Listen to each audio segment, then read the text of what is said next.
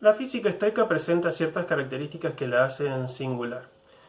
Si bien es cierto que, al igual que en el epicureísmo, nosotros nos encontramos ante una de las grandes concepciones materialistas de la antigüedad, también es cierto que en este caso el materialismo adquiere caracteres monistas y también panteístas.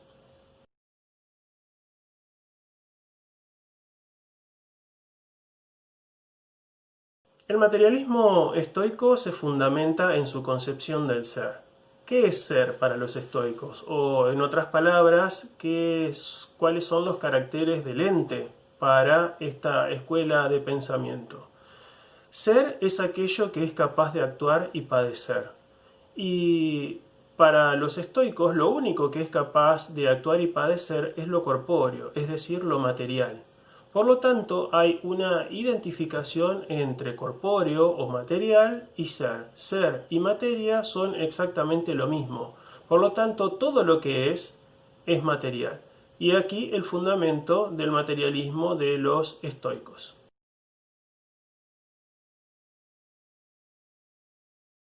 Cuando nos referimos al principio o fundamento ontológico de aquello que existe, nosotros en la antigüedad podemos encontrarnos con básicamente tres posturas fundamentales. La primera es el monismo. El monismo admite solamente un principio para todo aquello que existe. Nos podemos encontrar este caso en los filósofos más antiguos, como en los milesios, como también en la importantísima escuela de Parménides y los eleatas. Por otro lado, también nosotros podemos encontrar un dualismo en el cual solamente se admiten dos principios para aquello que existe, como por ejemplo en el platonismo.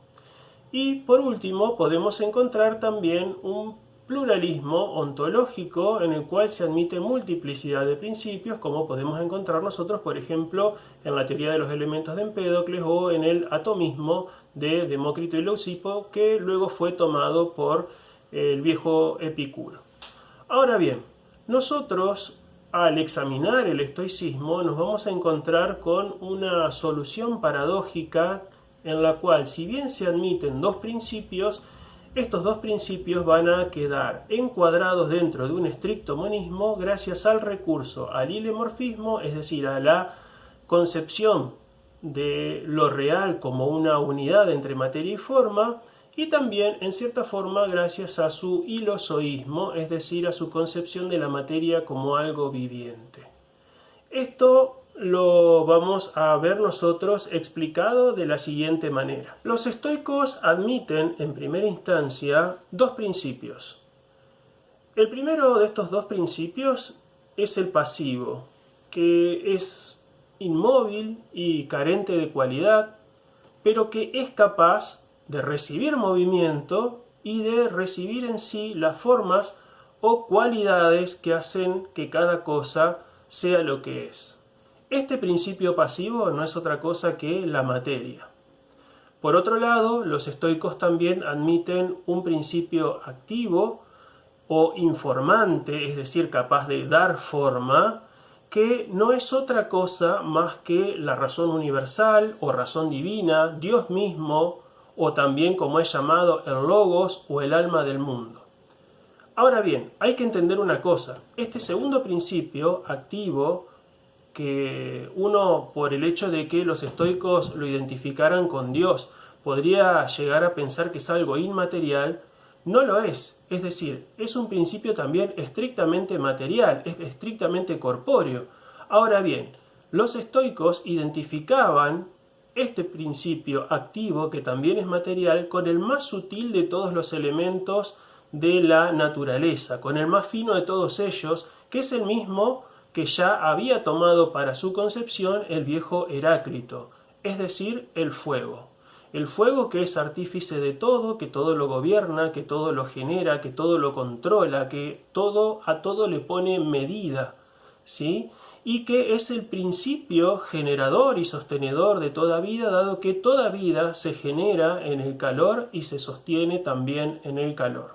Este fuego o este principio activo es concebido también como el alma del mundo, dado que si los seres vivos, y en especial el hombre, que es el más excelso de todos ellos, tienen un alma y un alma consciente, entonces como el todo, que no puede ser inferior a cualquiera de sus partes, no va a tener también un alma y un alma consciente.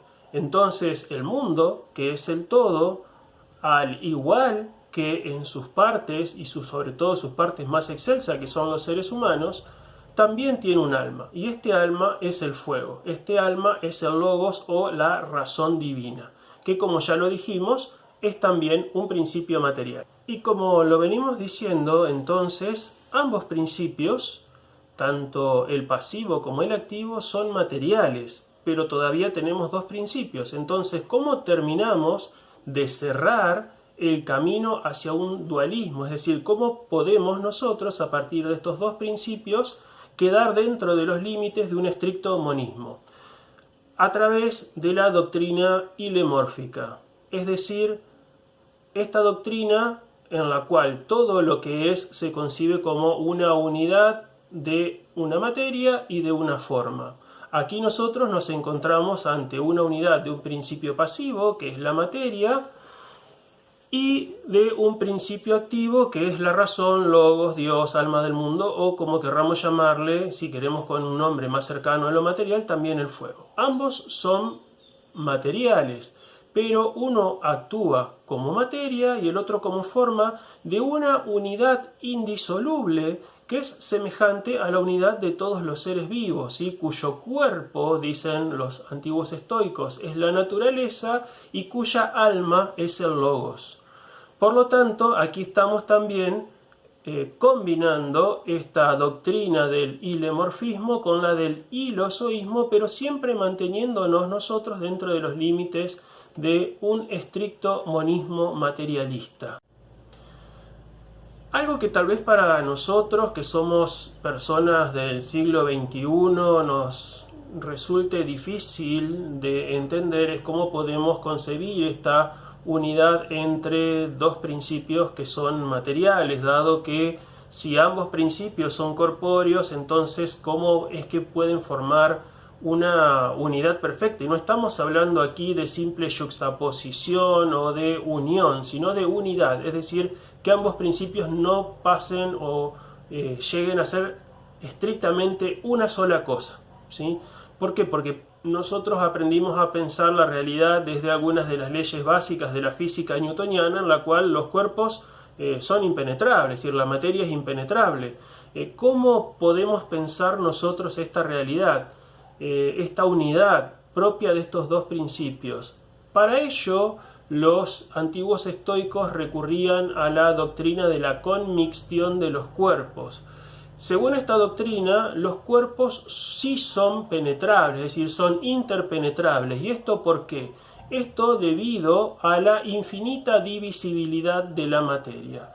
Siendo la materia infinitamente divisible, entonces el fuego y la materia pasiva podían penetrarse mutuamente y fundirse en una única cosa indisoluble. Indisoluble hasta el final de la existencia, pero indisoluble al fin. Y ahí es donde nosotros tenemos el cierre de este monismo a través de esta doctrina de la conmixtión, que como ya lo dijimos, a través de el hilemorfismo y del hilozoísmo vienen a dar cuenta de la posibilidad de esta unidad entre el principio activo y el principio pasivo. Ligado a todo lo anterior se encuentra la doctrina estoica de las razones seminales, es decir, la doctrina según la cual todas las cosas surgen de una única materia que con el transcurrir del tiempo se va determinando en virtud de un logos o razón que la penetra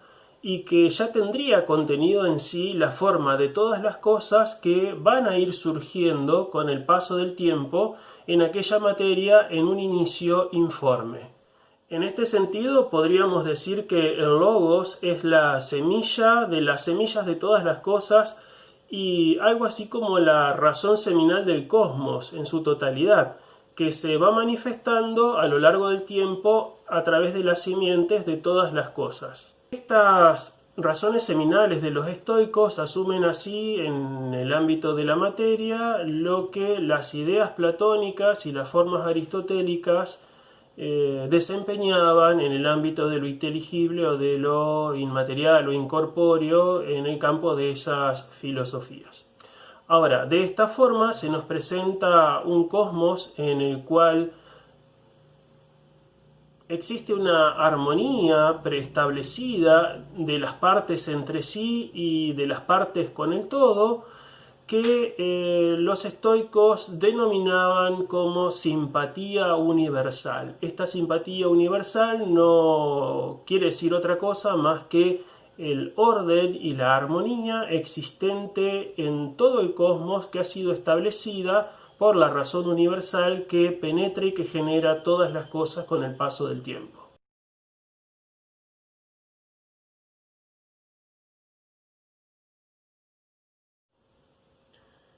En los antiguos presocráticos nos encontrábamos en muchos casos con una especie de panteísmo implícito e inconsciente.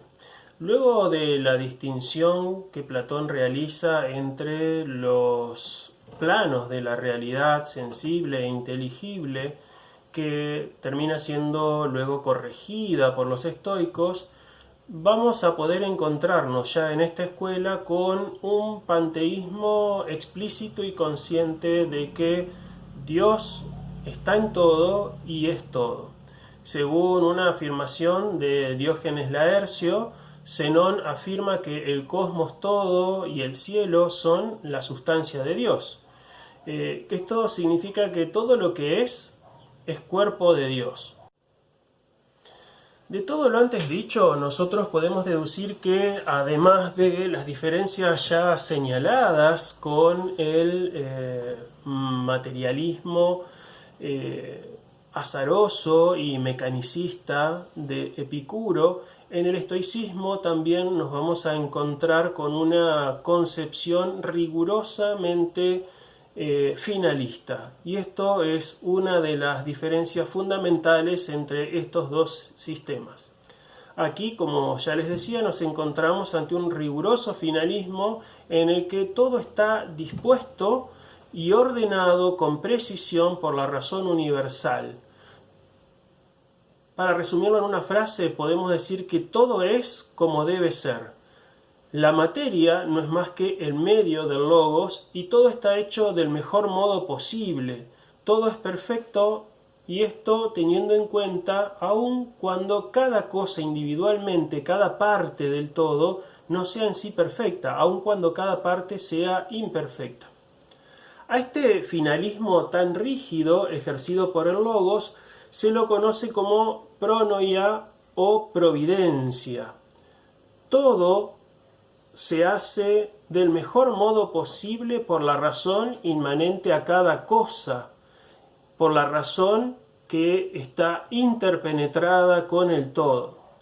Pero no hay que concebir o no hay que confundir a esta providencia propia de los estoicos con una providencia semejante a la del judeocristianismo, según la cual existe un Dios personal que interactúa libremente en la historia con el hombre y va colaborando con éste en su redención, en su salvación. No, cuando hablamos de providencia no hablamos más que de esta razón universal que determina todas las cosas del mejor modo posible, que hace que todo sea como tiene que ser y no de otro modo. Es decir, con esta necesidad con la que ocurren las cosas. Y cuando hablamos de necesidad con la que ocurren las cosas, nos referimos al hecho de que las cosas son del modo que son y no pueden ser de otra forma. De esta manera, entonces, el sentido de esta pronoia o providencia se agota en este finalismo que consecuentemente también está asociado a las nociones de hado, de destino, o de heimarmene, como la denominaban los antiguos estoicos. Todo acontece según un orden ineludible establecido por el logos. Todo lo que acontece, acontece necesariamente, como ya lo dijimos recién. Ahora, ¿qué lugar le queda entonces en una realidad en la que todo ya está predestinado a acontecer tal como acontece necesariamente, a la libertad. La libertad no tiene otra función en un mundo como este que el de unificar los propios deseos a los deseos del hado, en el aceptar el destino libremente, racionalmente, sintonizando con el logos, sin oponerle resistencia, dado que lo querramos nosotros o no, lo aceptemos o no, lo que tiene que ocurrir va a ocurrir sí o sí, no hay de otra.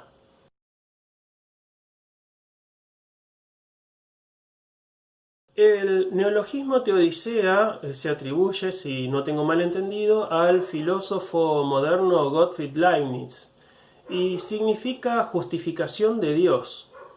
Pero también puede aplicarse en forma retrospectiva y extrapolada al esfuerzo de los estoicos por congeniar ese hado finalista prefijado por un logos, Dios, que hace todo del mejor modo posible con la experiencia del mal en el mundo.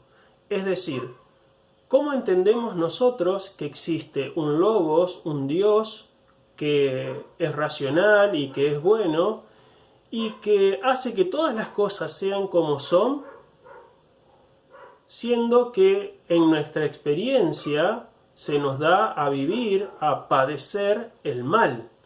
Como si todo lo que acontece por designio de ese logos, cómo puede tener lugar también el mal dentro de este mundo que, según lo enuncian los estoicos, es el mejor de los mundos posibles.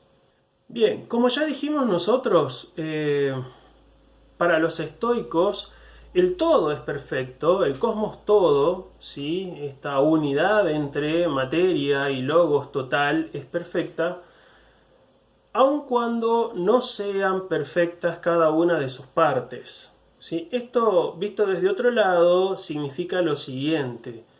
La conjunción de todas las partes, aunque éstas sean imperfectas, ¿sí? colaboran a la perfección del todo.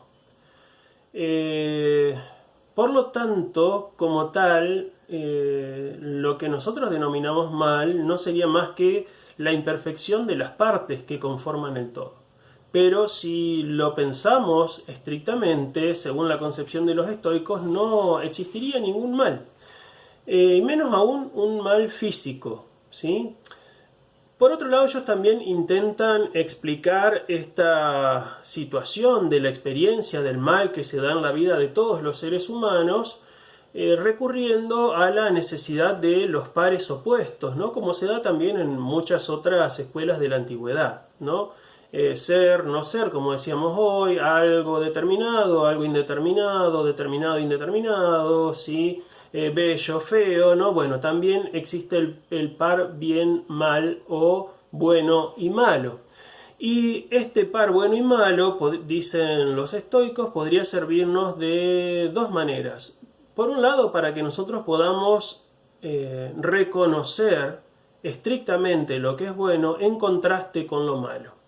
¿Sí? Es decir, lo malo nos serviría a nosotros para poder reconocer lo bueno, porque sin la existencia de lo malo no sabríamos qué es lo bueno. Algo que es bastante dudoso y difícil de aceptar. Pero por otro lado, lo que nos dicen los estoicos es que en realidad los males no existirían, porque aquello que nosotros hoy experimentamos como un mal, en el futuro podría llegar a ser la causa o a transformarse en un bien. Un accidente sufrido hoy puede ser la causa de una toma de decisiones o de situaciones más favorables en el día de mañana, ¿sí?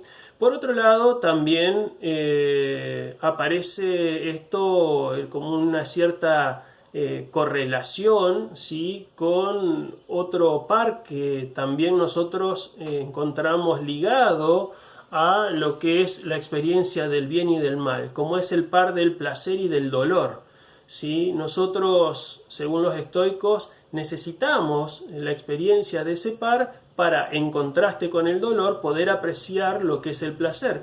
Pero hay algo que también nos llama la atención de esta concepción de los estoicos, y es que en realidad el dolor que puede ser experimentado como un mal también tiene una razón de bien. ¿Por qué? Porque un dolor físico, por ejemplo, es aquello que nos permite a nosotros darnos cuenta de que estamos ante una dolencia que necesita ser curada, ser sanada, y por lo tanto, por ejemplo, un dolor de muela puede ser la causa de que nosotros vayamos al dentista y evitemos de ese modo una enfermedad mayor que incluso hasta podría llevarnos a la muerte si se nos declara una infección que luego pueda llegarse a generalizar.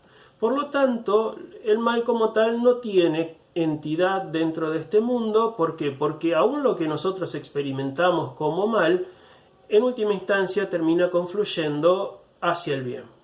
Por otro lado, nos encontramos también en el plano de lo moral con los actos malos, ¿sí? Y en este sentido los estoicos lo que sostienen es que el acto considerado como acto físico, como hecho físico, no puede ser considerado como malo. Eso va a depender siempre de la intención de aquel que lleva adelante el acto. Por lo tanto, lo bueno o lo malo no son los actos, sino que son las intenciones de quienes son sujetos de ellos.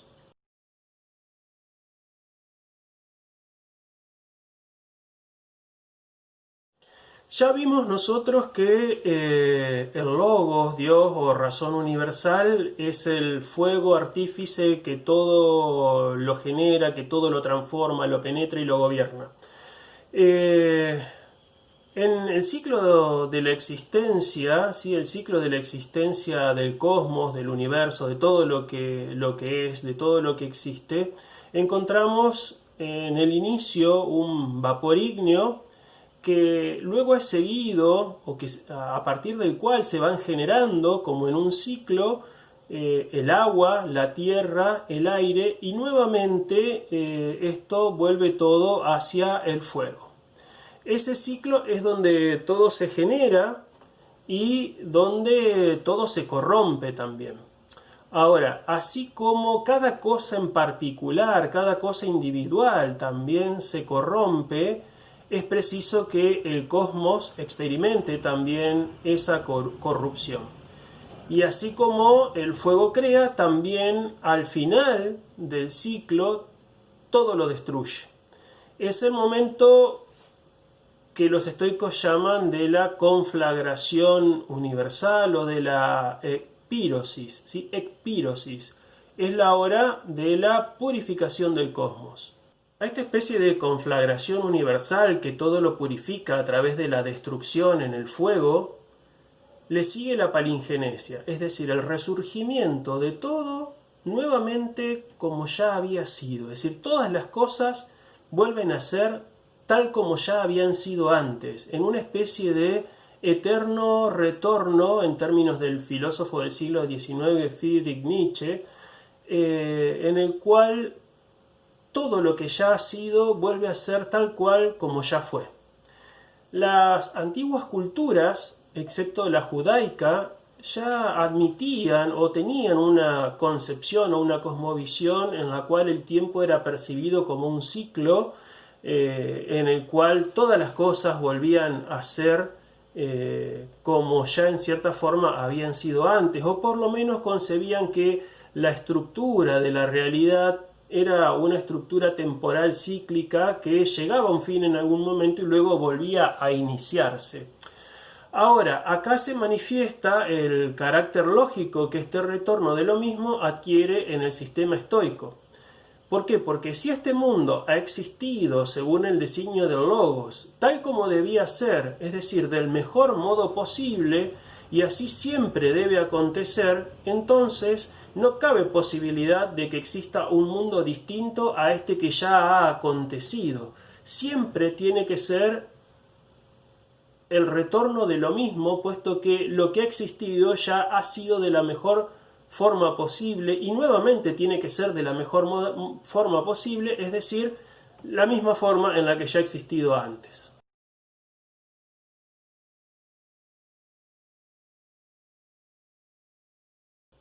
La razón universal se dispone cósmicamente de la siguiente manera.